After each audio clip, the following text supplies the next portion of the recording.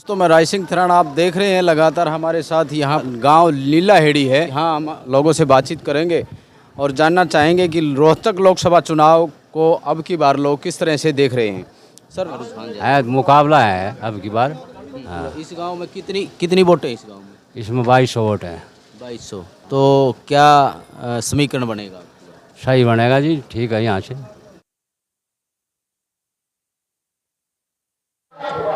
अब की बार किस पार्टी को वोट करोगे? कांग्रेस। अच्छा, हाँ, कांग्रेस। पूरा गांव में क्या माहौल है? गांव में क्या माहौल है? भाई गाम को तो ऐसा से कोई नुन्नर कोई नुन्नर गाम राम की तो दूसरी बात हो से, लेकिन अपने तो जो सवाई से। ताई के चल रहा है? आप बूढ़िया में बैठो हो, के विचार हैं लोग? विचार यो है मारो तो कोई तो कांग्रेस की और कोई वो उड्डा की ओके क्या नाम से मोदी की। अपनो गांव कांग्रेस की, अपनी कांग्रेस की। मोदी की से कोई ना जी। हमारी मोदी को नहीं, हम कांग्रेस की दाम। ठीक है। हम यहाँ नीलाहेड़ी गांव में हैं। क्या नाम है सर आपका? दयानंद। दयानंद जी, बताना है कि अब की बार किस पार्टी का रुझान ज्यादा है आपके गांव में? भाई हमारे गांव में कांग्रेस का रुझान दीपेंद्र का है। दीपेंद्र का। तो कितनी वोटें हैं गांव में वैसे? गांव में 2000 है। 2000। किस पार्टी को कितनी वोट जाएंगी? भाई पोल तो लगभग 1500-1400 पोल होंगी। उसमें से 60% दीपेंद्र की है। 60%। ठीक है। सर क्या नाम आपका? मेरा सतीश कुमार नाम है सर। तो किस और तरह मुंडा से एडा गांव से बिलोंग करता हूँ मैं। चुनाव को आप? बहुत बढ़िया इलेक्शन होगा जी दीपेंद्र हुड्डा के पक्ष में, और बढ़िया मार्जिन से जीतेंगे दीपेंद्र हुड्डा। बढ़िया मार्जिन से। हम तो 2-3 लाख की उम्मीद लगा रहे हैं, कितनी काट पीट लियो फिर भी जो है कम से कम 1.5 लाख वोटों से तो जीतेंगे। क्या समीकरण लग रहा है अपने गाँव में? समीकरण ये है जी दीपेंद्र की जीत है पक्का। इस गांव में 60%, 80%, 70-80% मान दीपेंद्र भाई। किस किस कम्युनिटी के लोग रहते हैं यहाँ इस गांव में? यहाँ 4 बिरादरी को मेरे ख्याल में यादव ज्यादा है। ज़्यादा है। हाँ। तो ऐसी समाज के जो लोग हैं उनका वो सभी साथ है जी, दीपेंद्र के साथ जी, दीपेंद्र के साथ। और दीपेंद्र की तो खास बात ये है जी, कि रास्ते में जा रहा हो, कहीं से जा रहा हो, जहाँ तो बोला रुका है ना तो रुक जाएगा, वो किसी मिल के जाएगा मान लो। और अरविंद शर्मा तो 5 साल बाद किसी मिले ही नहीं जी। आए नहीं ना जी, कभी नहीं। अच्छा, तो कोई काम भी नहीं होता ना कोई काम। गड्ढे पड़े हैं रोडों में, तो पब्लिक के सब कुछ देखती है। आज पढ़ी लिखी जनता होगी। और हमारे क्षेत्र में ना, हमारा बस स्टैंड झज्जर डिस्ट्रिक्ट का जो बस स्टैंड है, एशिया का सबसे बड़ा बस स्टैंड दीपेंद्र हुड्डा ने बनवाया था। और एम्स बाड़सा में, तो हम उनको कैसे भूल जाएंगे। और यहाँ थर्मल प्लांट जो झाड़ली प्लांट है उन्हीं की देन है। और पीछे लोग मोदी की हवा में पिछली बार घूम गए थे, अब की बार समझ गए भाई ये तो लेना एक ना देना दो, ठुस पटाखा है। और इनको पब्लिक ना अब की बार जवाब दे देगी।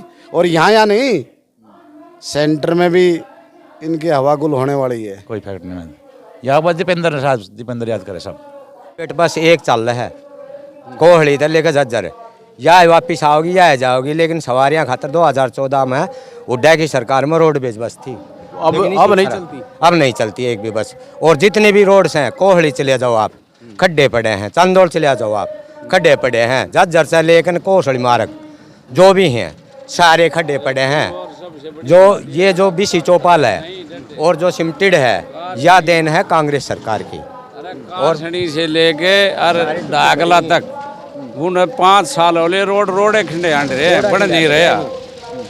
सरकार ध्यान नहीं दे। 5 साल के दौरान अरविंद शर्मा रह गए। सुनो अरविंद शर्मा रह गए यहाँ पर सांसद 5 साल है। तो उन्होंने आकर के कोई गांव की सुध ली? कुछ भी सूद ना ली, आके ना देखियो, और एक बार भी ना आयो, ना देखी। कुछ गांव के ही कुछ व्यक्ति थे, वे कह रहे गांव में बहुत सारे काम। नहीं कुछ काम ना हुए। हमारा गाँव में तो हुआ नहीं। जानते नहीं है। यहाँ के लोग अरविंद शर्मा को जानते तक नहीं है।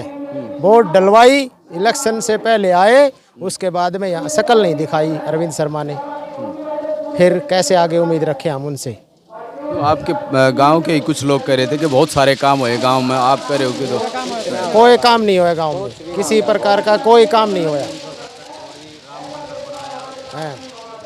राम मंदिर बनवाया, उसकी अपेक्षा कॉलेज खुलवाते, मेडिकल बनवाते, रोड बनवाते, और बड़े बड़े इंस्टीट्यूट खुलवाते।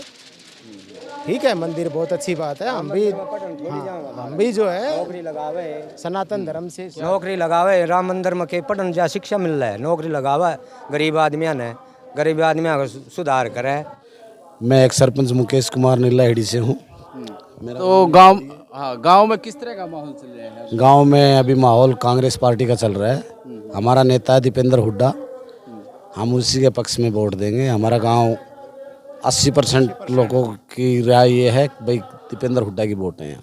तो आपको तो पता होगा सरपंची का आपने इलेक्शन लड़ा है, गांव में कितनी वोटें हैं लगभग? 2275 के नज़दीक वोट हैं। तो कितनी आप डिवाइड करेंगे, बांटेंगे? 80-20 का फर्क है। 80% लोगों की वोट कांग्रेस पार्टी की है।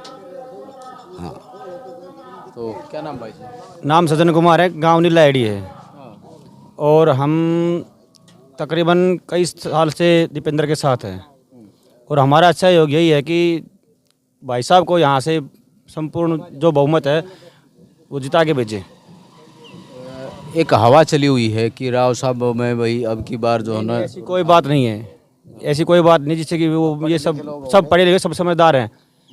ये समय बदलता है, हर इंसान को पता है कि ये समय बदलता है। हर बार ये नहीं कि बीजेपी आ गया, अब की बार कांग्रेस की सरकार का पूरा बहुमत से गाँव नीलाहेड़ी से और दाएँ बाएँ जितने हमारे गाँव हैं उनसे सबका। तो कोसली विधानसभा क्षेत्र से अब की बार किस तरह का मार्जिन? कोसली विधानसभा क्षेत्र से दीपेंद्र हुड्डा भारी लीड लेके जाएगा और 1.5 से 2 लाख वोटों से दीपेंद्र हुड्डा यहाँ से जीत के जाएगा। कोसली विधानसभा से बिल्कुल। रोहतक लोकसभा क्षेत्र से हाँ 1.5 से 2 लाख वोटों से जीत का मूड है और लोग जिता के भेजेंगे भाई साहब को और कन्फर्म जीत है। सतीश कुमार जी।